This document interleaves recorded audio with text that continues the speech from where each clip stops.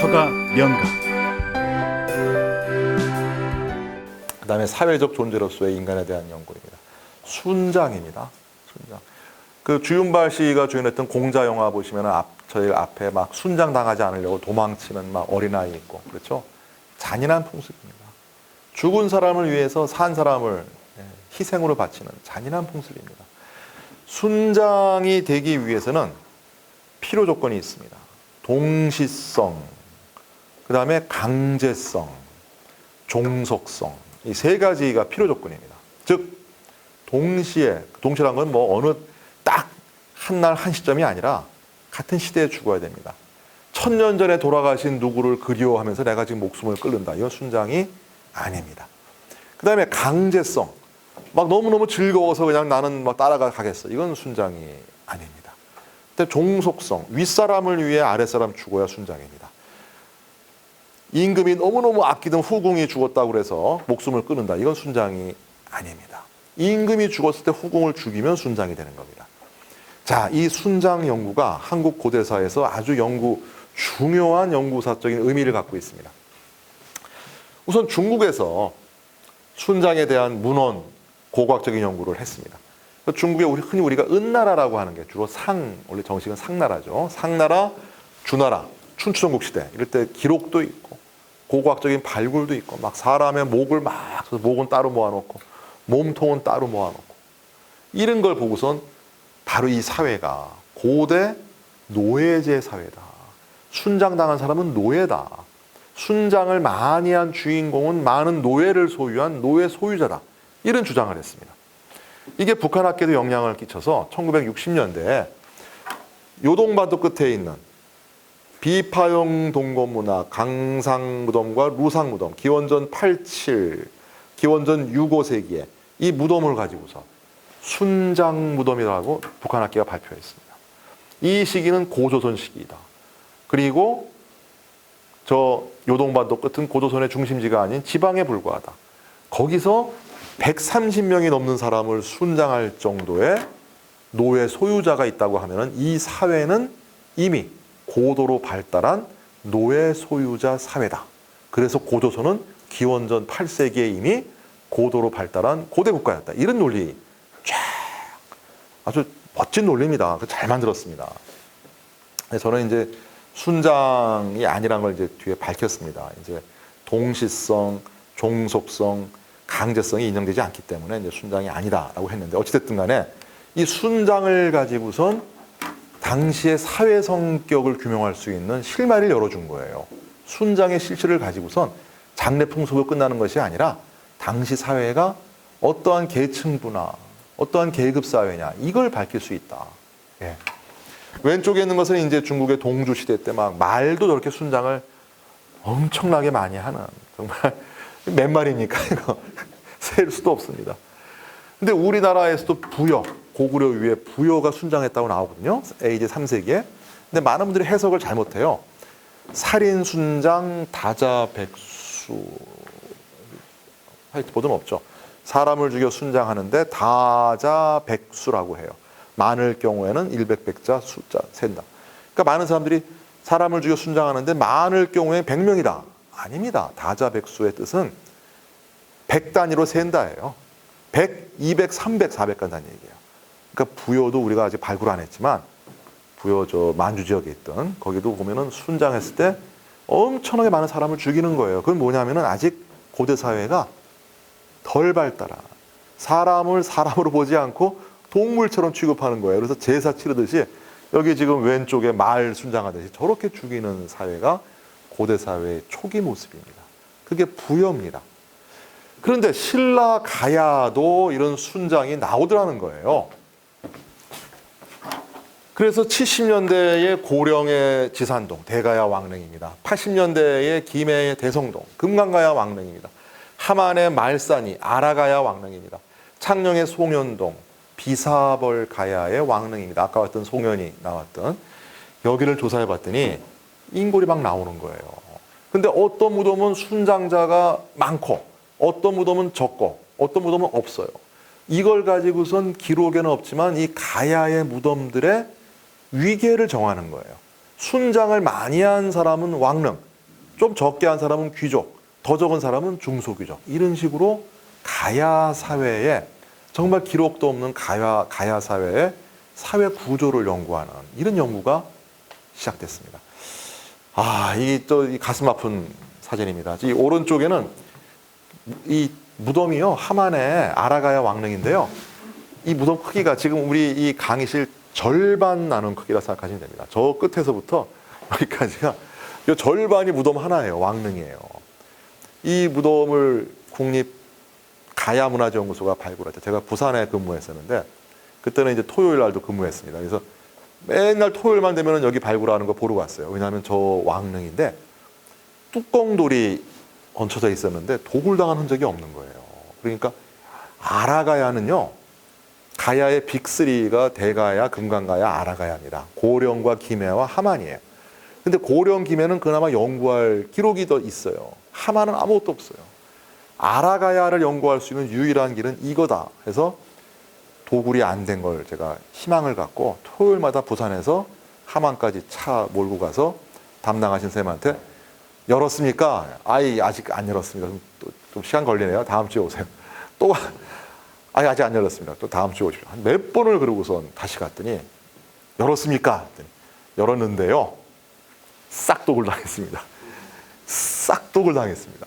수천 점의 유물을 그냥 싹 쓸어갔습니다.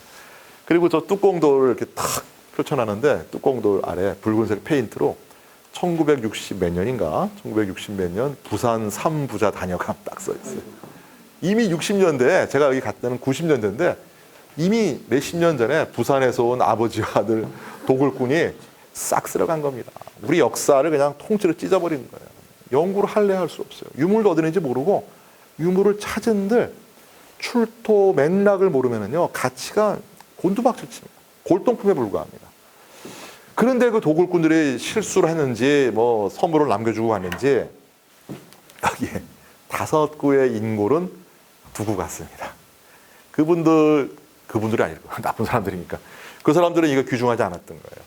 여기 인골입니다. 이게 2개골이고 이렇게 5명이 봤더니 대개 16세에서 18세 정도의 여성들, 이런 순장된 이런 모습들이 나왔습니다. 그래서 여기 무덤 주인공이 이렇게 묻히고 여기에 순장되고 여기에 이제 뭐 물건들이 조금 남았죠. 철기 좀 남고 촤 이런 왕릉인데, 그래서 이제 그나마 인고를 남겨놨기 때문에 고령 대가야의 순장 양상, 김해 금관가야의 순장 양상, 하만의 아라가야의 순장 양상 등등을 연구할 수 있게 되었습니다.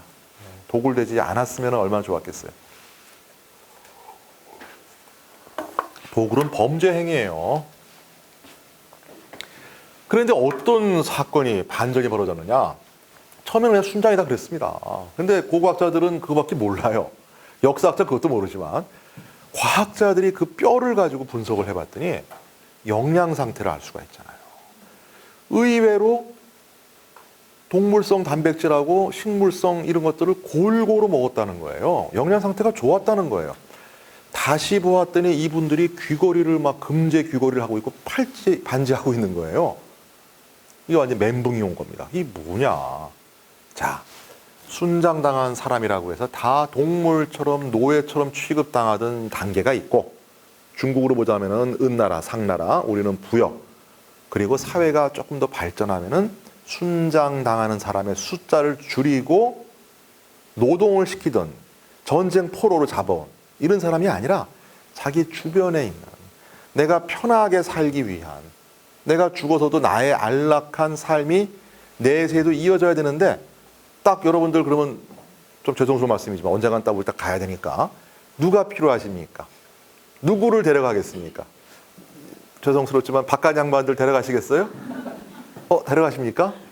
멋지십니다. 네. 어떻게 하시겠어요? 꼭 사모님 같이 가셔야 되죠? 누가 필요합니까? 자신에게 필요한 마부, 호위무사, 시녀, 이런 사람 데려간 거예요. 그러니까 중국에서 순장이 폐지된 뒤에 흑인형을 빚어놓는데 거기 흑인형들 보면은 누가 순장되었을지 알 수 있어요. 이거 뭐 수건 받치고 이렇게 얼굴 닦은 다음에 닦으라고 서 있는 시녀, 그 다음에 대야 들고 있는 시녀, 그 다음에 빗자루 들고 있는 시녀, 뭐 호위무사 등등 해서 무덤 주인공이 저승세계와 지금과 똑같이 저승이 이어지는 계세사상, 지금의 이 세상이 똑같이 이어진다. 그때 필요한 사람 데려가는 겁니다. 그러기 때문에 귀걸이도 하고 반지도 하고 예쁘게 꾸민 이런 시녀들을 데려가는 거예요. 막 노동노예가 아니라.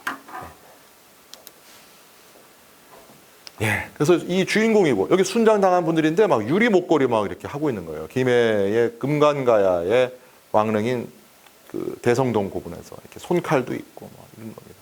그리고 이제 보다시피 주인공이 여기 이렇게 있고, 주인공과 같은 방에 시녀들이 이렇게 있고, 주변에 다른 공간에 또 뭐 있고, 뭐 유모도 있고, 뭐 칼을 든 사람도 있고, 그렇습니다. 그 다음에 이제 바로 고령의 지산동 고분 순장 무덤인데요. 30명 이상이 나왔습니다. 이 무덤은 합천의 작은 가야 세력 중에 하나에 불과했던 다라국이라고 하는 작은 가야 세력이 있었는데 독을 당하지 않았습니다. 어마어마하게 많은 인물이 나왔어요. 저 무덤 하나 파고 나서 진주의 경상대학은 박물관이 넘쳐 흘러가지고 이렇게 가야의 무덤은 순장과 함께, 물론 여기도 공간이 비어있죠. 여기가 사슴뿔 나왔으니까 사슴 한 마리 넣었는데 또 비어있어요. 왜 그럴까요? 이때는 추측, 사람을 순장했을 것이다. 끝냈죠. 지금 발굴하면 흙을 채취해서 성분을 분석하면은, 그렇죠? 동물이 있었는지 비어 있었는지, 그 동물이 인간인지 밝힐 수 있는 겁니다. 이때는 사슴 뿔은 나왔지만 빈 공간이니까 사슴 한 마리하고 사람을 순장했을 것이다. 추측으로 끝났어요. 아마 했을 겁니다. 자, 여기서 드리고 싶은 말씀은 이 주인공이 묻혀있는 이 공간에 쇠도끼 수십 점을 깔고 거기에 용복문 고리자루 칼, 무령왕릉에서 한 점밖에 안 나온 칼을 넉 점을 딱 차고, 그 다음에 말 갑옷, 말 투구, 여기에 막 수백 점의 토기를 고스란히 무덤에 오로지 매장을 위해서 넣는 이런 풍습, 이거를 후하게 장례 치른다 해서 후장이라고 부릅니다. 반대는 박하게 장례 치르면은 우리 봉급 뭐 상후 하박 하잖아요. 박장이라고 불러요. 전형적인 후장 무덤입니다. 이거 하나면은 박물관 하나가 되는 거예요, 우리나라에. 예, 그 다음에 이제 뭐 순장 얘기 더 마저 하자면은 최근에 이제 임당 고분군에서 많은 순장 무덤이 나오는데 참 별별 스토리가 다 있습니다. 나이가 많은 여성인데 요 다리 쪽에 금동관을 쓰고 있는 어린아이 뼈가 나와요. 유모예요, 유모. 애가 죽었어요. 왕족인데. 그러니까 유모 같이 들어가는 거예요. 예, 이런 스토리. 그 다음에 이제 지난주에 저 문제 갖고 영남대에서 학술대 열었는데 DNA를 가지고서 이렇게 분석을 쫙 하는 그런 분야가 있잖아요. 그죠?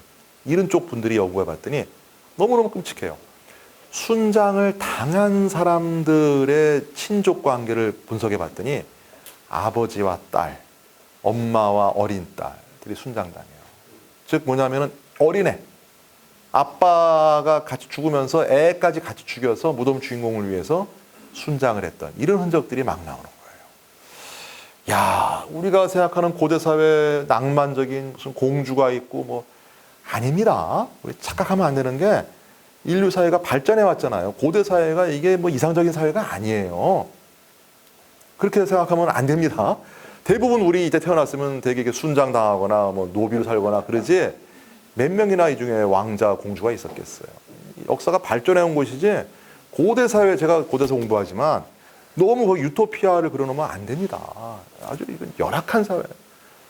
부는 일부가 독점하고 나머지 대다수는 노예처럼 살다가 평균 수명 뭐 30, 20대 순장당하고 이런 사회입니다.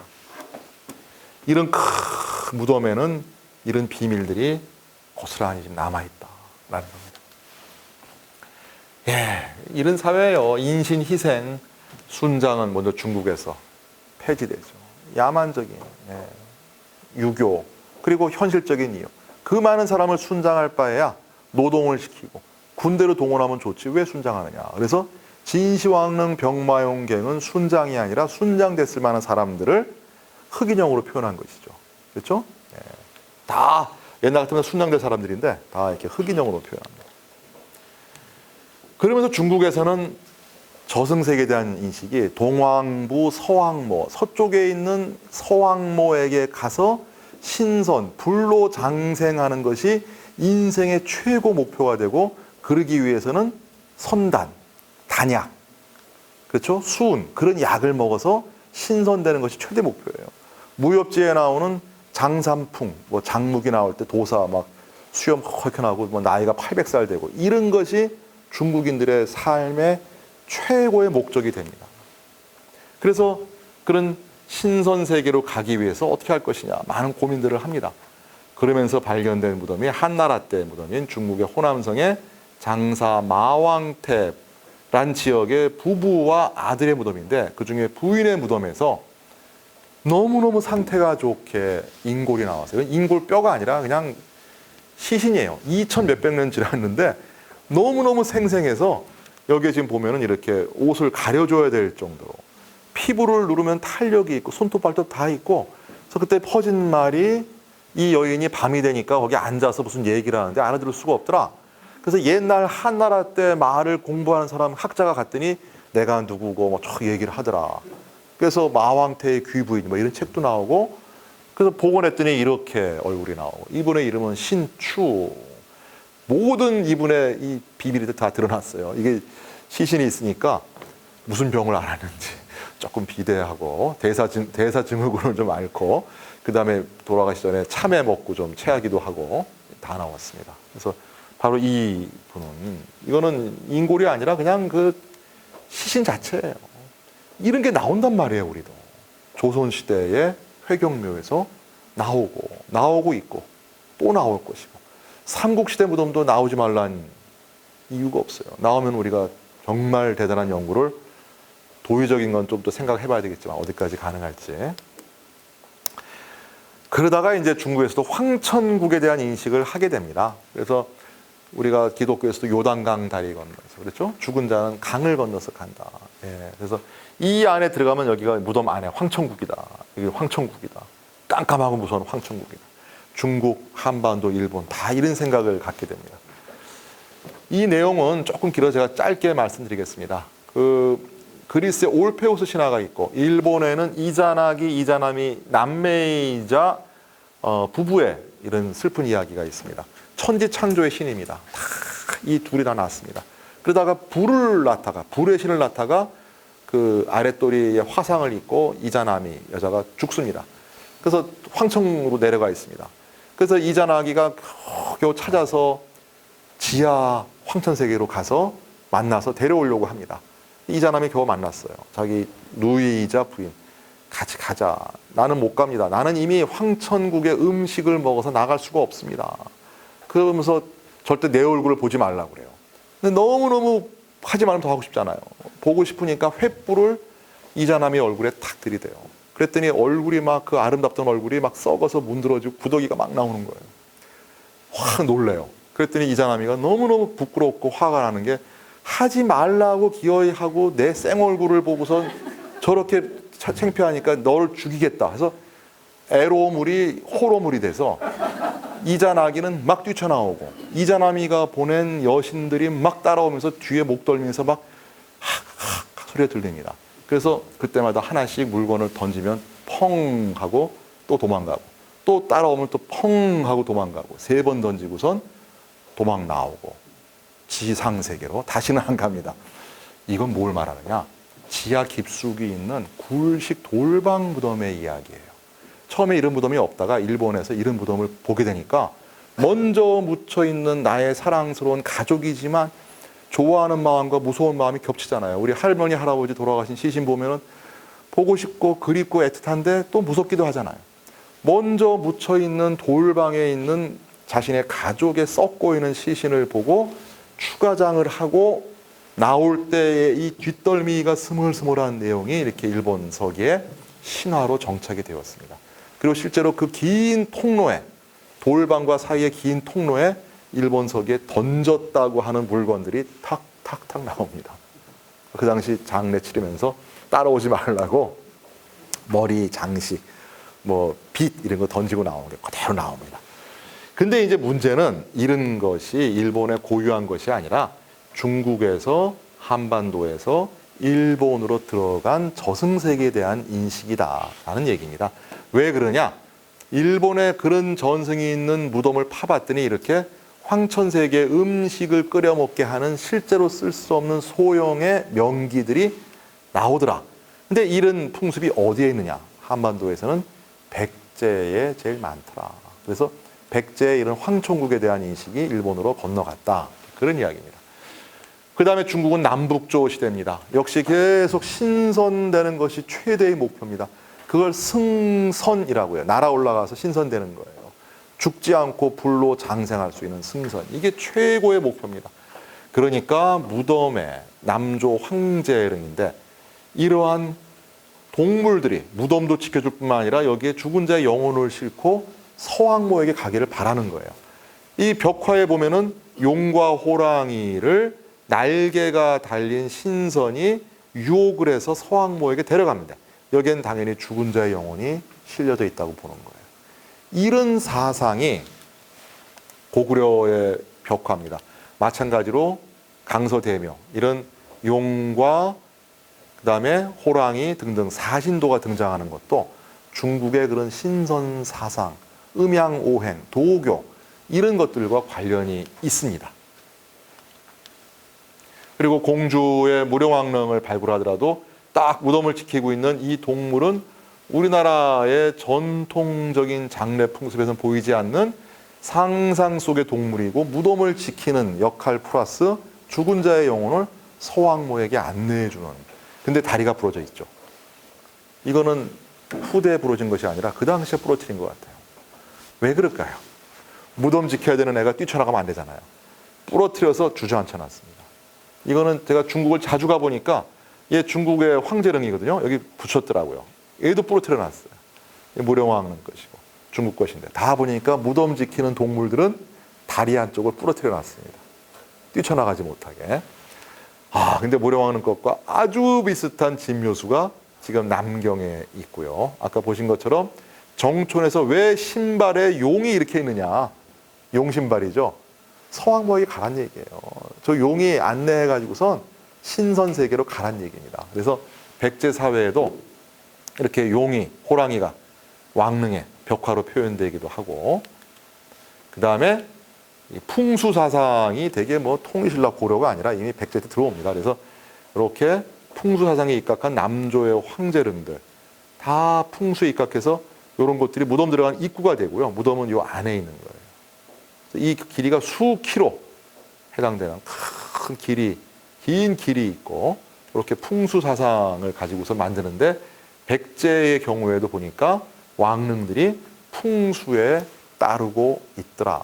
그래서 신라보다 백제가 좀 더 빨리 중국의 영향을 받아서 풍수 사상에 의해서 무덤을 쓴다. 그러면서 또 하나의 변화는 이제는 무덤에다가 많은 에너지를 쏟는 것이 아니라 불교가 들어오니까 죽은 자의 영혼을 위로하는 것도 무덤을 크게 만들고 사람을 죽이고 이런 것이 아니라 불교 원찰. 그래서 이렇게 이 국보인 금동대학로가 나왔던 것도 지난번에 말씀드렸다시피 부여 창, 위덕왕, 창왕과 그의 누이가 돌아가신 아버지 성왕의 영혼을 위로하기 위해서 만들었던 부여의 능사. 그래서 이게 왕릉이 있고 이 왕릉은 작지만 이 큰 사찰을 만들어서 무게 중심이 이제는 무덤에서 불교 사찰로 옮아가는 겁니다. 그러니까 부여의 왕흥사지도 이게 이제 복원도입니다. 백마강에서 이렇게 딱 선착장에서 왕이 내려서 걸어가는데 중문이 있고 탑이 있고 금당이 있고 강당이 있고 이제 승방이 있는데 제일 중요한 이 탑에서 역시 미륵사지 같이 사리를 공양했던 그 좋은 유물들이 많이 나오는데 지난번에 잠깐 보신 것처럼 그 들어가는 입구 그다음에 여기 탑입니다. 그 사리 청동 안에 은 안에 금 그렇죠? 겹겹 이 안에 사리가 있는데 여기 나오는 내용이 너무너무나 슬픈 이야기. 위덕왕이 자기보다 먼저 죽은 백제 왕 창왕 위덕왕 같은 분입니다. 죽은 왕자를 위해서 이 절을 세운다. 그래서 왕자를 위해서 큰 무덤 만들고 막 사람 죽이는 것이 아니라 이제 불교를 통해서 아들의 극락왕생을 비는. 그래서 어떤 도교적인 신선 사상, 불교적인 내세관이 무덤 자체를 바꿔버리는 거예요.